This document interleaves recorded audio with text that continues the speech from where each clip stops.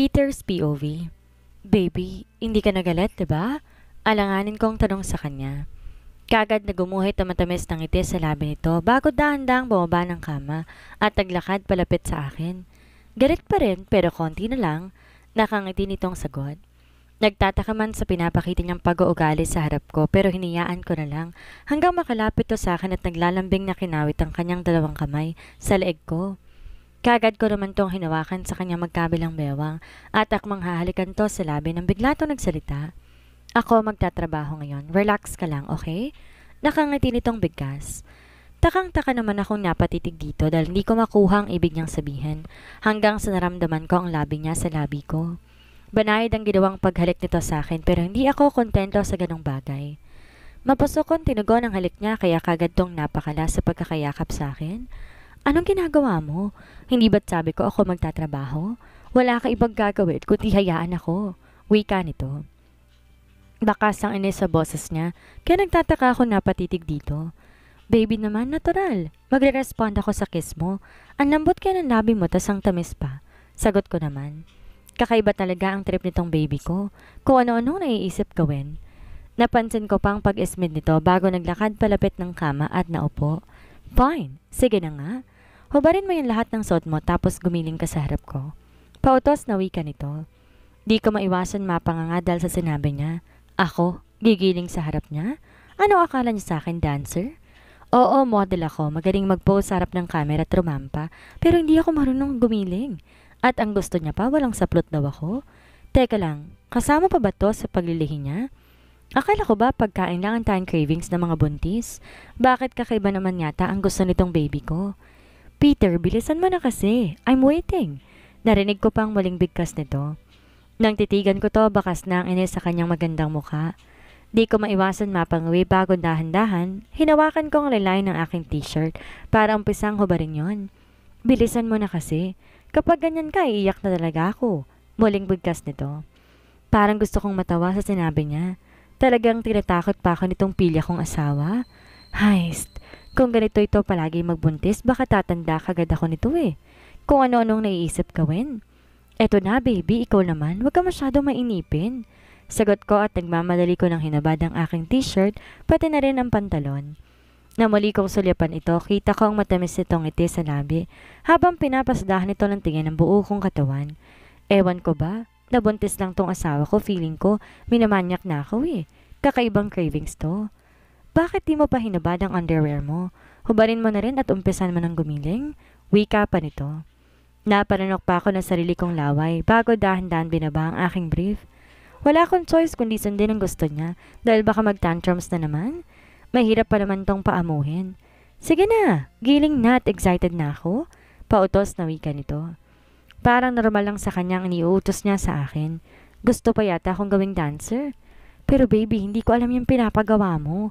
Sa tanang buhay ko, hindi ko pa naranasan gumiling. Sagot ko.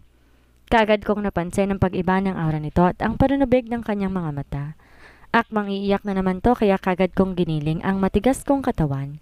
Eto na baby, gigiling na. Taranta kong wika habang ginagalaw-galaw ko ang aking bewang. Kakaiba to. Never pa akong gumiling sa harap ng babae before at ang malala pa, gumigiling ako sa harap ni Carmina nang walang music. Kung di lang to buntis, never ko talaga tong pagbibigyan. Galingan mo naman, Peter. Ba't bantigas ng katawan mo? Narinig ko pang reklamo nito. Kung di lang to buntis, papatulan ko na talagang kapilyahan nito eh. Nagrereklamo pa gayong alam niya naman hindi ko forte ang gumiling. Aminado naman talaga ako matigas ang katawan ko sa mga ganitong bagay. Hindi ako dancer at hindi ako mahilig gumiling. Ito lang talagang kaya ko baby. Sagot ko naman. Napansin ko naman ang kaagad na pagtayo nito at paglapit sa akin sabay ng pagsayad ng kamay niya sa pagkalalaki ko. Para may darang kuryente ang palad na yon na kagad nagpabuhay sa aking dugo. Kaagad nanigas ang alaga ko at lalo nang tuluyan itong hawakan at pisilin. Hindi ka marunong gumiling? Sige, mahiga ka na lang sa kama. Walang kwenta yung pagiling mo, parang ewan. Ang sagwa. Mahina nitong bigkas at pinakawalan muna nitong alaga ko. Bago dahan-dahan inakay papuntang kama. Excited kong sinunod ang gusto niya. Mas pabor ang sinabi niya sa akin ngayon kumpara sa gumiling. Kagad ako tumihaya samantalang pumesto naman tong si Carmina. Sana ganito lang cravings na hinahanap ng asawa ko. Kamay niya pa lang parang gusto ko nang makaraos. Init na init sa pinagagagawa niya. Gusto ko nang gumalaw pero bawal kasi siya daw magtatrabaho.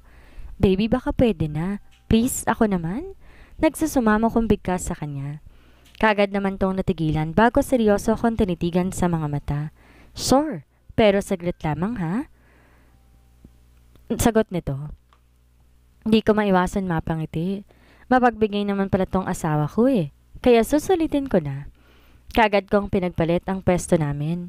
Kakatapos sa mainit naming tagpo, ni Carmina, hingal na hingal ako na nagpahinga sa tabi niya. Sobrang intense ng bakbakan naming dalawa at parang gusto kong palaging buntisin tong asawa ko para maging active palalo sa kama. Di ko rin mapigilan ang pagguhit ng ngiti sa labi nang mapansin na nakapikit na ito. Baka sampagod sa maganda nitong mukha kaya kagad kong hilang makapal ng comforter para itakip sa hubad naming katawan. Masuyo ko tong pinagbigyan ng halik sa kanyang noo para ipadama sa kanya ang labis kong pagmamahal. Tired? Malambing ko pang bigkas nang mapansin ko ang dahan-dahan na pagdilat nito. Nagsumiksik to sa katawan ko kaya't mahigpit ko itong niyakap. A little bit, sagot nito. Hindi ko naman maiwasang matawa habang hinahaplos ang maganda nitong mukha. Little bit daw pero kitang-kita ang pagod sa kanyang aura. Mapagkunwari talaga itong asawa ko. Well, let's sleep first. Pero kitang-kita ang pagod sa kanyang aura. Para makapagpahinga tayo pareho, kagad naman tong tumango bago ipilikit ang kanyang mga mata. Di ko naman maiwasan na mapatitig dito hanggang sa dalawin na ako ng antok. Muli ako nagising nang marinig ko ang tunog ng aking cellphone. Nang tingnan ko si Carmina, tulog na tulog pa rin ito.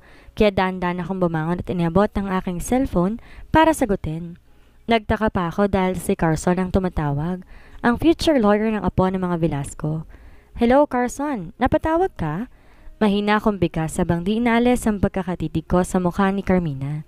Sa pagod nito at di man lang ito nagising sa pagtunog ng aking cellphone. May good news ako sa'yo.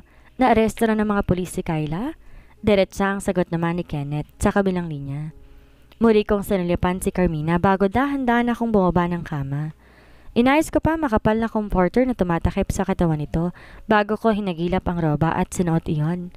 Diretso ako naglakad patungo sa balcony kadugtong lang ng kwarto namin. Di masyadong pansinin iyon lalo na't natatakpan na makakapal na kortinang sliding door palabas ng balcony. That's good news. Tiyak na matutuwa nito si Carmina? Sagot ko. Naman. Sa wakas, nahuli din si Kyla. Siyang dahilan kung ba't ayaw ni Carmina maglabas ng bahay. Baka daw abangan kami ni Kyla at kung ano pa ang gawin. Siya lang talaga ang prime suspect sa pagkamatay ni Doc Carlos. Kung ano man naging dahilan niya, siya lang din nakakaalam nun.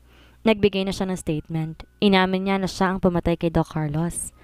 Kausap ko siya kanina at nakiusap siya sa akin. Dadalawin mo raw siya? Muling wika ni Carson. Di ko naman maiwasan na mapataas ang aking kilay. May dahilan ba para maging usap kaming dalawa ni Kyla? Muntik niya nang sirain ang buhay ng asawa namin ni Carmina. Kahit dapat lamang na pagbayarin niya yon, lalo na't nakapatay siya. I don't have time to visit her. May kailangan ako ni Carmina kumpara sa kapritsyo niya. Walang gana kong sagot. But, ito daw ang last request niya para sa'yo. Besides, nakapanganak na pala siya at pansamantalang nasa pangangalaga ng DSWD. Sagot pa nito. Nagulat naman ako. Oo nga pala, buntis si Kyla. Bago ito nagtago, posible ngang nakapanganak na siya ng mga sandaling ito. Of course, sure ako na hindi ako ang ama noon. Pero kung may batang involved sa sitwasyon na ito, sino ba naman ako para pagbigyan ng hiling ni Kyla? For the last time, kailangan din siguro namin mag-usap. Total, may pinagsamahan din naman kami. Magpapaalam na lamang siguro ako kay Carmina. Maintindihan niya naman siguro ang lahat-lahat. Okay, fine. Titignan ko. Kailangan muna namin pag-usapan ni Carmina tungkol dito. Sagot ko at kagad na nagpaalam kay Carson. Kahit papano gumaan din ang kalooban ko sa balitang dala ni Carson. Magbabayaran na ni Kyla lahat ng kasalanan na nagawa niya. Mabilis akong bumalik sa loob ng kwarto. Pambihira naman kasi itong si Carson. Halos 2:00 na pala na madaling araw nang tumawag. Mabuti na lang at hindi nagising si Carmina. Pinagmasdan ko muna si Carmina bago ko dahan-dahan na nahiga ng kama. Mahimbing pa rin tong natutulog at feeling ko, bukas na ng umagang gising nito. Kinaumagahan, nagising ako sa mahinang tunog na nagmula sa banyo. Napabalikwas pa ako ng bangon na mapansin ko na hindi ko nakakatabi pa si Carmina. Kaya naman nagmamadali na akong humaba ng kama, naglakad patungo sa banyo. Naabutan ko pa si Carmina nakasalampak ng upo sa harapan ng toilet bowl at nagsusuka. Baby, what happened? Masama bang pakiramdam mo? Kagad kong bigkas at mabilis tong dinaluhan. Hindi to nakaimik at nag-abala ako. Hinaplos ang kanyang likod. It's okay, it's okay. Bigkis ko pero nanginginig ako sa takot sa matinding pag-aalala. Alam ko nahihirapan na ito sa sitwasyon niya. Tuwing umaga, ganito palagi ang routine ni Carmina. Kung pwede lang na alokin ko na lamang munang hirap na pinagdaraanan niya ngayon, ginawa ko na sana. Ito rin sana isa sa mga dahilan kung bakit tuloyan ko ng tinalikuran ng pagmamodeling ko. Gusto ko na ako mismo ang personal na mag-aalaga kapag nakapanganak na siya. Magiging hands-on na rin ako sa baby namin na never kong naranasan ng bata pa ako dahil maagang naghiwalay ang mga magulang ko. Carmina's POV. Ang mabuntis pala, hindi biro. Yun lang ang napatunayan ko habang nakasalampak ako sa tiles ng banyo at halos yakapin ang toilet bowl dahil sa matinding panghihina. Nasusuka ako pero wala namang lumalabas, maliban na lang sa mapait na likido mula sa aking bibig. Para may kung anong bagay ang mahalukay sa aking sikmura na hindi ko rin maintindihan. Tagaktak na ang pawis ko mula sa aking noo. Mabuti na lang at nasa tabi ko lagi ang aking very loving husband. Kung nagkataon hindi ko ma-imagine ang sarili ko kung paano ba mangyayari sa akin sa ganitong sitwasyon kung sakaling wala siya. Are you okay? Sorry baby kung wala man lang ako nagawa para maibasan man lamang kahit kaunti ang nararanasan mo ngayon. Sorry. Narinig ko pang bigkas ni Peter habang patuloy ito sa paghaplos sa likod ko. Kahit hirap na ako, hindi ko naman maiwasan mapangiti. Lalo na maramdaman ko ang pagdampi ng labi nito sa buhok ko. Don't worry, kakayanin ko. Relax ka lang dyan. Sagot kong muli bago ako maling nagsuka. Kasabay ng pagsusuka ko ay ang tensyon na naramdaman ko mula kay Peter. Ramdam na ramdam ko ang panginginig ng kamay nito na patuloy humahaplos sa likuran ko. Kung di lang siguro sa hirap ng sitwasyon ko ngayon, baka kanina pa ako nito tinawanan. Halos 5 minuto pa ako nanatili sa hindi magandang sitwasyon dahil sa pagsuka ko bago ko dahan-dahang tumayo, naglakad patungo sa lababo para makapaghilamos at makapagmumog. Nakaalalay sa akin si Peter buong oras ng pananatili ko sa banyo. Mumog lang din ang kaya kong gawin kapag umaga dahil di ko talaga gusto ang lasa ng toothpaste. Tuwing morning lang naman sobrang sera ng panlasa ko. Kapag tanghali at hapon, kaya ko naman mag-toothbrush na hindi na naduduwal. Sa mga pagkain naman, may mga specific na pagkain akong gustong kainin. Hanggat maaari gusto ko yung mga maasim, kaya halos lahat yata ng klase ng sigang na iluto na ni Peter or di kaya ng sariling cook namin dito sa bahay. Halos kargahin na ako ni Peter pabalik ng kwarto namin. Maayos niya ako nilapag sa kama at pinatong-patong niyang unan para pwede kong sandalan. Ganito ako tuwing umaga. Kailangan ko muna mag-relax bago bumaba ng garden para magpaaraw. Anong gusto mong kainin? Narinig ko pang muling tanong ni Peter nang masiguron tong kontento na ako sa posisyon ko. Katulad pa rin ng dati. Nakangiti kong sagot. Kaagad gumuhit ang lungkot sa mga mata nito bago nagsalita. Yun pa rin? Di mo pa rin ba kayang kumain ng mga solid foods like bread, sinangag?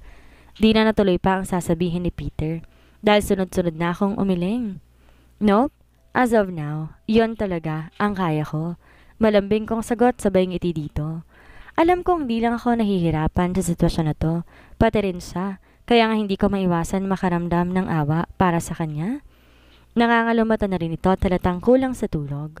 Alam kong stress din to minsan sa mga pagkain na gusto kong kainin. Kung ba't naman kasi kakaiba ang mga naisip kong pagkain eh. Mga mahihirap pa talagang hanapin. At sa sobrang babaw ng luha ko nitong mga nakarang araw, ang bilis kong umiyak kapag di ko makuha ang gusto ko. Okay, ikukuha kita na makakain mo, sandali lang. Sagot nito at mabilis ako dinampyan ng halik sa labi bago to nagmamadaling lumabas ng kwarto. Di ko naman maiwasan mapangiti. Sa kusina lang punta may pahalik-halik pa eh. Di naman nagtagal ng paghihintay ko. Muling bumalik si Peter dito sa loob ng kwarto.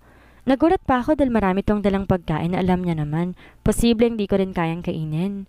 Hindi ko lang nga mapigilan mapangiti dahil maliban sa skyflakes at warm water na kaya ko lang kainin umaga. May dala itong isang tray na may lamang iba't ibang klase ng prutas tulad na lang ng strawberries, saging at marami pang iba.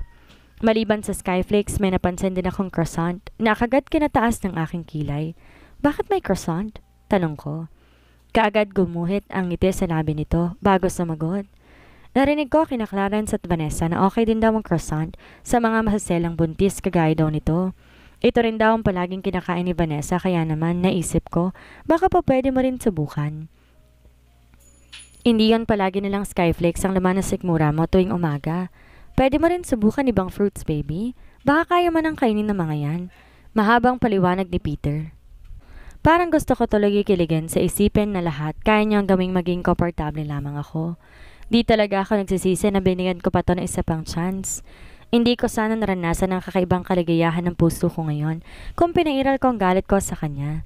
Lahat naman tayo nagkakamali eh. Pinilit naman ni Peter ituwid ang pagkakamaling yon, kaya't sino ba naman? Ako, para hindi siya pagbigyan, hindi ba? Malapit naman naming masalayan ang unang bunga ng pagmamahalan namin at alam kong lalo pang titibay ang pagmamahal at pagkasama namin sa paglipas ng mga panahon. Bakit nga pala napatawag si Carson kagabi? Di ko mapigilang tanong kay Peter habang inuumpisan ko ng tikman ang croissant. In fairness, mukhang tama si Peter. Nagugustuhan ko ang lasa. Mukhang graduate na ako sa skyflakes kong breakfast tuwing umaga. Mukhang nagugustuhan din ng baby namin dahil wala ako nararamdamang bad reaction mula sa kanya. Di ako naduduwal tulad ng palagi kong reaksyon tuwing may nakakain akong di angkop sa panlasa ko. Tumawag sa'yo kagabi si Carson, di ba? Anong sabi niya? Kaswal ko tanong kay Peter. Di nakaligtas sa mata ko ang pagkagulat nito dahil sa tanong kong yon. Kahit gaano ko kapagod kagabi, aware ako na may tumawag sa kanya. Kagabi, narinig ko pa ang pagbanggit niya sa pangalan ni Carson kaya't alam ko, importanteng kailangan ng pinsan kong yon dahil kahit is oras ng gabi, nagawa pang tumawag at pang istorbo ng taong tulog na. Narinig mo? Sorry, akala ko mahimbing kang ka natutulog eh. Gulat na wika ni Peter. Kaswal naman ako napatango. Yes, si Carson ang tumawag kagabi, di ba? Bakit daw? Nagtataka kong maling tanong. Huwag niyang sabihin na gusto niyang isekreto sa akin ang pagtawag ng pinsan ko na yun sa kanya. Hindi ako makakapayag noon. Nothing serious. Kumain ka na muna? Sagot naman ito sa akin sabay iwas ng tingin. Di ko tuloy maiwasan mapatas ang isang kilay kasabay ng pagbaba ko sa kinakain kong croissant.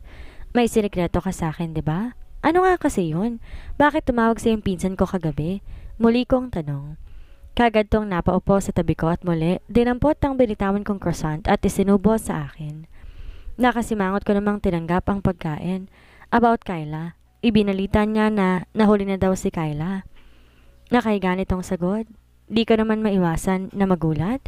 Nahuli na si Kyla? Sa wakas, tama lamang yon dahil mapagbabayaran niya na rin sa wakas ang lahat ng mga kasalanan na nagawa niya. Talaga? Mabuti naman kung ganon. At least hindi ako kakaba-kaba na baka bigla na lamang siyang lumitaw at muli kang agawin sa akin? Sagot ko. Nagulat pa ako kahit kaagad na napahalakak si Peter. May nakakatawa ba? Kaagad na tanong ko sa kanya. Parang gusto kong manlaki pati butas ng ilong ko dahil sa inis. Ano kayo nakakatawa sa sinabi ko? Totoo naman na. Nitong mga nakaraang buwan, kaakibat ng sayang nararamdaman ko ay ang takot na baka biglang lumitaw si Kyla at muling ipagdiinan nito na si Peter talaga ang ama ng baby niya. Tinanggi niya ang isyo na yon ni Peter kaya't makailang ulit pero ewan ko ba? Hindi pa rin ako kontento. Nothing. As if naman, magpapaagaw din ako, di ba? Ikaw yata ang love ko kaya't malabo yung iniisip mo, baby. Nakangiti nitong sagot.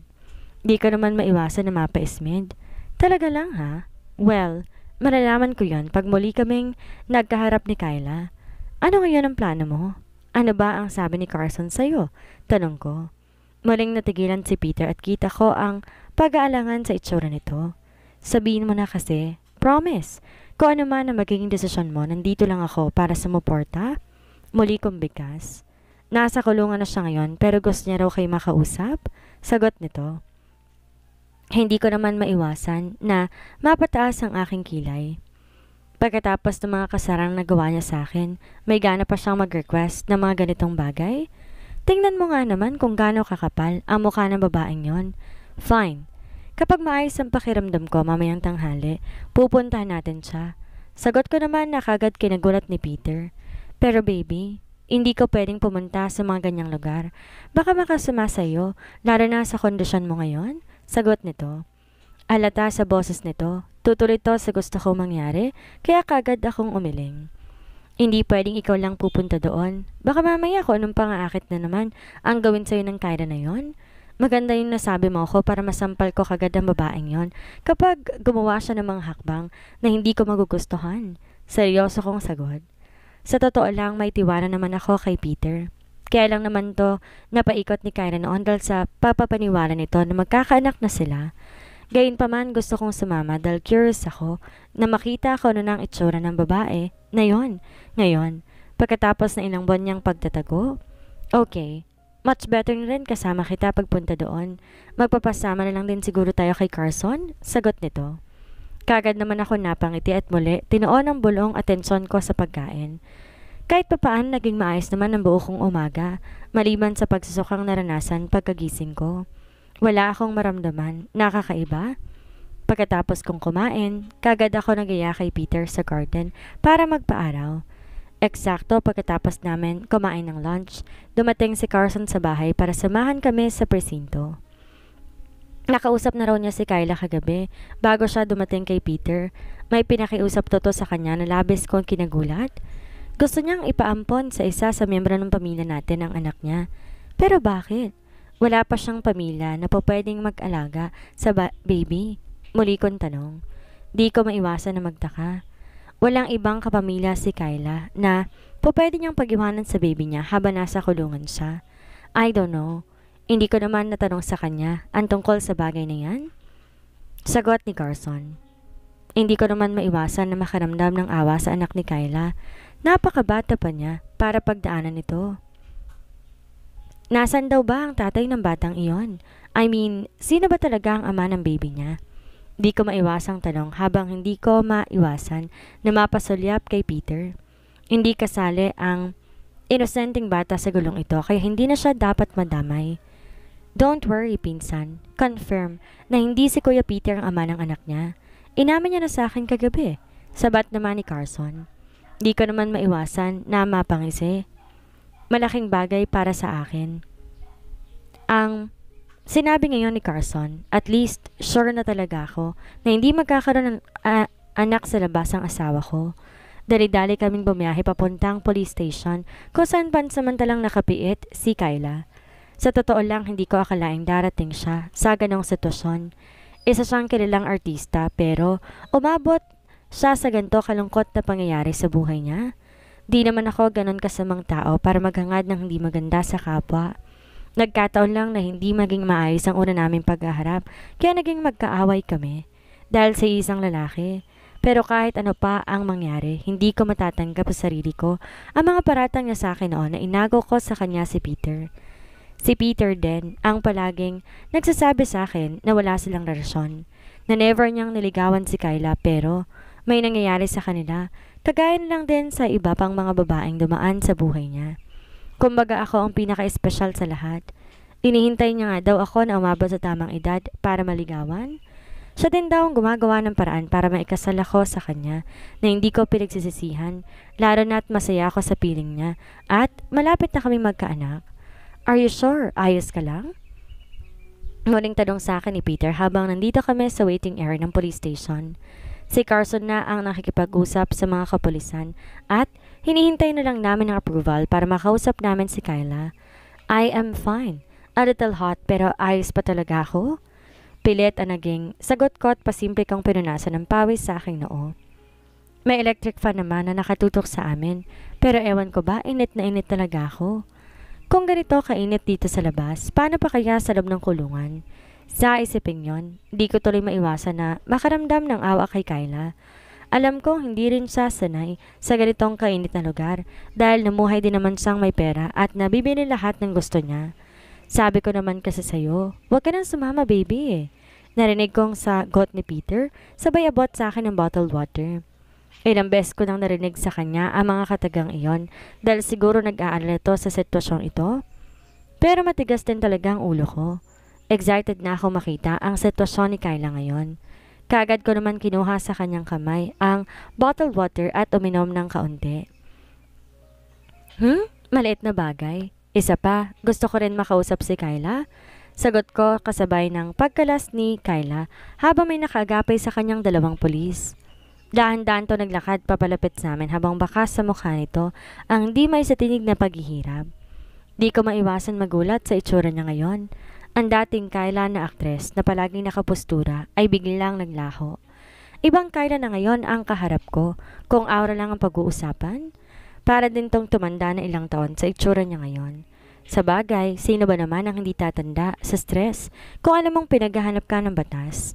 Ni ang pag-aayos sa sarili ay nakalimutan niya na sigurong gawin dahil sa takot. Yun nga lang kahit naman malaki ang kasalanan niya sa akin, di ko pa rin maiwasan na makaramdam ng awa sa kanya. Lalo na't nakaposas pa rin to at malungkot na nakatingin sa amin ni Peter. Hindi ko na siya sasampahan ng kaso sa ginawa niya sa akin. Pero alam kong makukulong pa rin siya dahil ang prime suspect sa pagkamatay ni Doc Carlos ay umamin na nga daw pala ito sa mga kapulisan. Napakapit tuloy ako kay Peter nang wala sa oras. Hinanap ng mga mata ko si Carson pero kausap ito ang isa sa mga pulis na medyo hindi kalayuan sa amin kaya muli kong binaling ang tingin kay Kyla na noon ay inaalalayan makaupo ang mga pulis sa harap namin. Salamat naman at pinagbigyan niya ang hiling ko. Pag-uumpisa nitong wika kaya muli akong napatitig dito. Ramdam ko rin kasi ang lungkot sa kanyang boses kaya hindi ko tuloy malaman kung naaawa or malulungkot ba ako sa sitwasyon niya ngayon. Mas gusto ko daw sabihin sa amin? Pwede mo nang sabihin ngayon dahil hindi kami pa pwede magtagal. Seryosong sagot ni Peter. Baka sa boses nito ang kawalang interes sa sitwasyon ngayon ni Kyla. Una, gusto kong humingi ng sorry sa mga nangyari, Miss Velasco. Alam mo kung anong pagkakamali ko. Kinain ako ng pride ko at hindi ko matanggap na ikaw ang minahal ni Peter. Paumpis ang wika ni Kyla habang nakatitig sa akin, kasabay ng pagturo ng duha sa kanyang mga mata. Nagulat ako sa itinawag niyang pangalan sa akin. Miss Velasco talaga? Hindi ba pwedeng Mrs. Jordan na lang? Total legal wife na ako ni Peter. Huwag nga niyang sasabihin sa akin na kahit nakakulong na siya, hindi pa rin matanggap na akong pinili ni Peter? Hayst. Parang ayaw ko na tuloy siyang kaawaan ngayon. Stop it, Kyla. Hindi kami pumunta dito para marinig yung feelings mo. Alam mo naman na never na naging tayo. Umpisa pa lang alam mo na ako ng papel mo sa buhay ko, di ba? Bakas ang pagkakabagot sa boses ni Peter habang sinasabi ang katagang yon. Di ko tuloy maiwasan mapataas ang kilay. Kailan ba naging mainipin ang asawa ko? Paano nangyari to? Ikaw ba talaga ang pumatay kay Doc Carlos? Di ko maiwasang tanong. Kagad kong napansin ang paglambong ng aura ni Kyla bago dahan-dahang tumango. Kagad naman kami nagkatinginan ni Peter. Why? Magkamag-anak kayo, di ba? Magkakampi. Naguguluhan kong tanong. No, hindi kami magkamag-anak. Pinalalabas lamang namin ang ganong istorya dahil ayokong pagpistahan kami ng media. Sagot naman ni Kyla. Naguguluhan naman ako napatitig dito. Noong last na punta ko sa bahay niya, nagtalo kami.